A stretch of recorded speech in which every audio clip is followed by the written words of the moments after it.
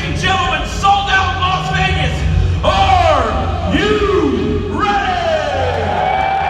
If you've ever wanted to know what it's actually like to go to a major esports tournament, to be up close and personal with the fans, the players, go behind the scenes, this is the story you need to hear. Hi, I'm Justin from Inverse, and I just got back from CWL Las Vegas, the Call of Duty World Championships. It's awesome.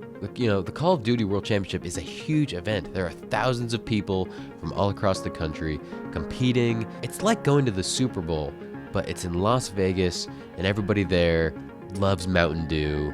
This isn't a puff piece, just like about a real experience going to a pretty strange event.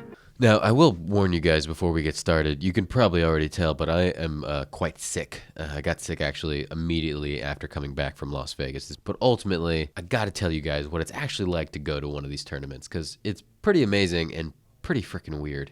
So the main two areas that you get to hang out in are the main stage area, where all the action's happening, and even if there's not people directly on stage playing, they have a giant screen where they're live streaming all the different stuff that's happening at the tournament. That was cool. That's where we hung out for a lot of the thing. We got a lot of B-roll of that place, so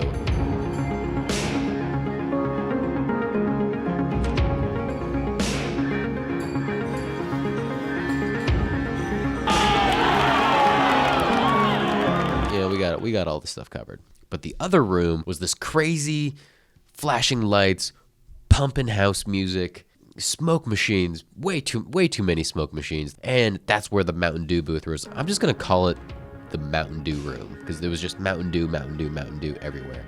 That's where you could literally go and play. If you're bored, you could go and like play Call of Duty Black Ops 4, or you could enter the open bracket. They had a photo booth where you could take pictures with giant swords. Man, there was a lot going on. It was honestly a sensory overload.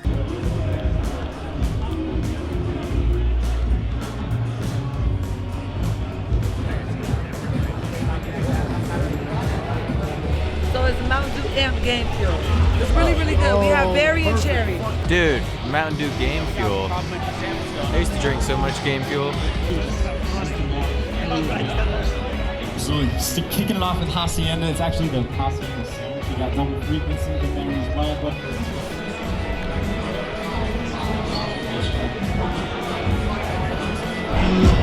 What are we doing? So one of the first things we had to do when we got to the tournament was to figure out how it all worked. One more time. What happens at 10 a.m.? 10 a.m. Open bracket. We don't really know what that means yet, but we think that it's, I don't know, it's in the smaller room. The pool play starts at 2. That's in the bigger room. We're still trying to figure it out. I thought I was gonna have it down pretty quickly, but it turns out it's kind of confusing. So basically how it works is that there were 4 pools that were made up of 5 teams each for a total of 20 teams. 3 teams in each pool for a total of 12 were pre-selected even before the tournament began. They were pre-selected because they were the top 12 teams from the previous season, from the World War II season, which is crazy that Call of Duty changes so much that literally last season they were playing a game set in World War II, and then this season they're playing a game with drones and missile strikes and people with mohawks. It's pretty wild. The next 4 teams, one of each in each one of those pools, were selected from the play-in tournament, which is basically a mini tournament that happened right before this tournament. The final 4 teams were the top 4 in the open bracket, which is actually exactly what it sounds like and probably the coolest part of the whole tournament. The open bracket is mainly made up of amateur teams from across the country. We met a bunch of people who just flew in from Nebraska, North Dakota, California, just to try to play. And some of them did. I mean, 4 of the people in the top 20 were made up of these open bracket winners. We went through a couple months of dropping people and just trying to find our perfect fit for our team. So, yeah. What's your team's name? It's Prism Gaming. Prism Gaming. Sweet, dude. So are you guys done for the week? Yeah, we're just watching now. Now, even though I don't know much about the Call of Duty professional scene, I did learn a lot from this tournament, but some things I did already know. OpTic Gaming, I have heard of just because they're a really big name in esports. And then something like 100 Thieves, you gotta know because they're like the hip, sexy team. It's Drake's team, right? They're literally like, they were the only like cool dudes at this thing. They all had like headbands and face paint. Like 100 Thieves, I don't know if you guys saw this, but they lost to Team Sween, this random amateur team from England. They got their freaking butts handed to them. It was wild to see this team with all this money and all this hype get wiped out like it was nothing.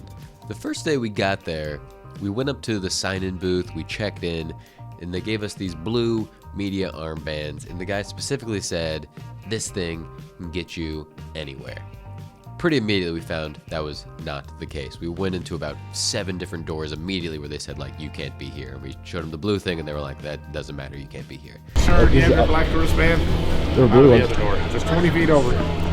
It's a black wristband. Shit, I know. Nobody really knew what it was supposed to do. We actually found out that if you just showed it confidently, it would actually get you into more places. And my producer kept telling me to like hop up on stage and get footage, and I was like, no, that's clearly illegal. They don't want us to hop up on stage. And he, who's a much more confident man than I am, just literally walked straight to the entrance where there was a security guard standing out front, and he just like was like, yep, going backstage, show the thing. And then the guy was like, okay. And we just went back there. We clearly were not supposed to be.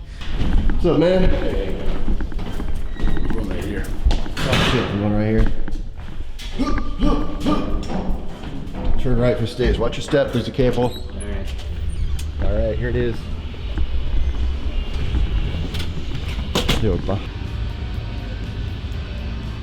Dude, this shot looks so sick.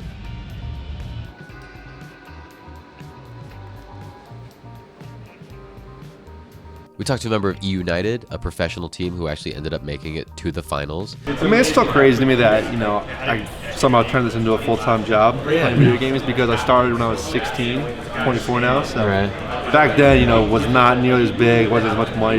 You couldn't do it full-time, it wasn't big enough. Right. But the fact that I've turned this into what I have, you know, it's awesome. And, you know, I still get excited coming to each and every event, even though I think I've been to like 7+ now. Like, I've been around forever in this scene, so it's still so much fun though, playing in big matches and, you know, playing against other top teams is always fun. I'm super competitive, and that's really what keeps me going. Right. We also got to interview the head coach for one of the professional teams who actually used to be a caster. Ultimately, that's what I wanted to talk to him about, is I wanted some advice on how to craft a story around professional esports. Kind of go with your intuition, right? There's no real layout for esports. You could do whatever you want. I mean, one thing that makes esports so special compared to traditional sports is the access you have to players. Like, you could go grab anybody, talk to anyone on the floor, you know, walking around, meeting them in the bathroom, wherever you go at events. Like, you just have such easy access, you know, through personal streams as well. So I just say go with your intuition, right? I mean, those thoughts, just like I tell my team when they're playing,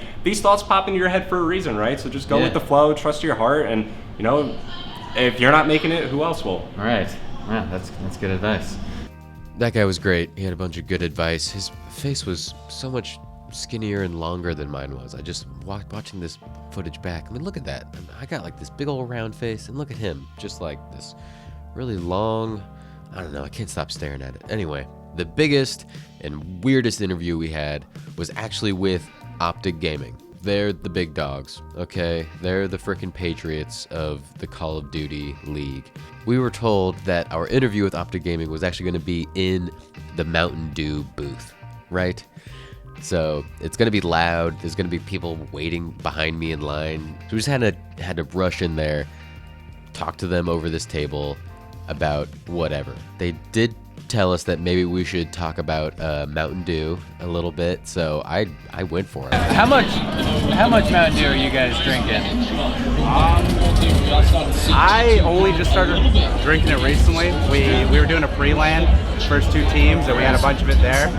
I was drinking the red flavor a whole lot. Yeah, I was loving it. I've always been a lover of Mountain Dew. And then the 3 of us did this really weird opening Mountain Dew cheers. One of the guys couldn't figure out how to open it. I had to teach him.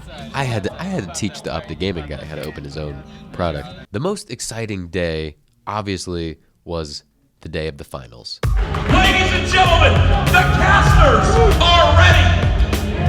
The players are ready. Ladies and gentlemen, sold out Las Vegas. Are you ready?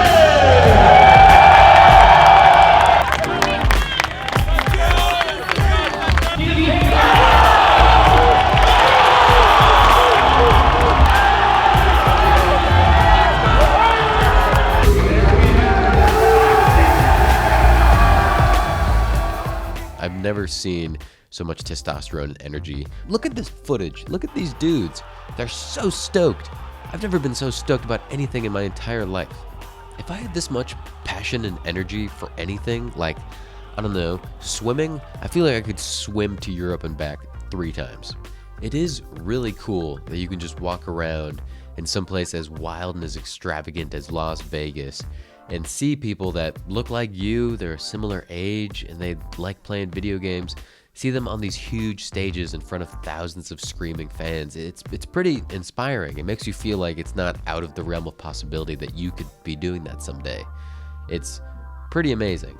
It's also so weird. It's such a strange experience. There's a lot of Mountain Dew. There's just so much smoke. CWL Las Vegas is a trip.